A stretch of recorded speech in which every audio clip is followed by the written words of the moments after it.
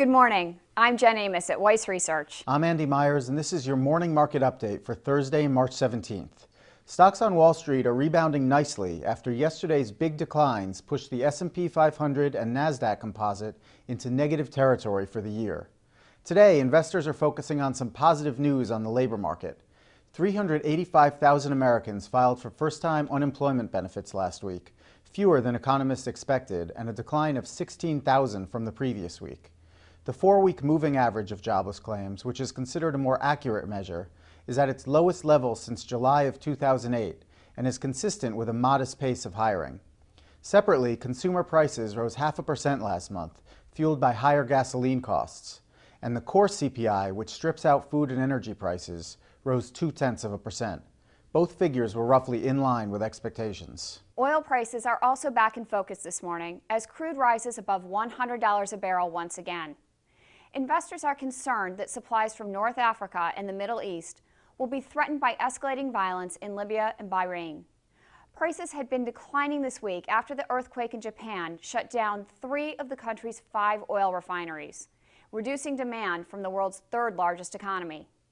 Japanese stocks turned lower again today, dragging down the other major Asian markets. But investors in the U.S. and Europe seem optimistic about Japan's latest effort to avert a full-scale meltdown at the Daiichi nuclear plant. The yen has benefited from the disaster because it represents a relatively safe haven in the currency markets. It rose to a post-war high against the dollar yesterday, but is pulling back a bit today. On the corporate front, we're seeing a lot of activity in shares of FedEx today. The shipping company posted a 3% decline in fiscal third quarter profit, blaming severe weather and higher fuel costs. FedEx also lowered its earnings outlook for the full year, but the reduced forecast was less dire than some analysts had predicted, and FedEx is rising more than 5% in response. Shares of rival UPS are also sharply higher.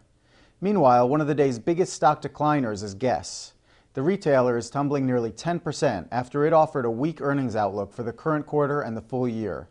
After today's closing bell, Nike is scheduled to report its quarterly numbers. Technology stocks are rebounding from some steep losses yesterday. And one of the biggest winners is Apple. It's rising about 2.5% after Credit Suisse initiated coverage on the stock with an outperform rating and a price target of $500 a share. Right now, Apple's at about $338.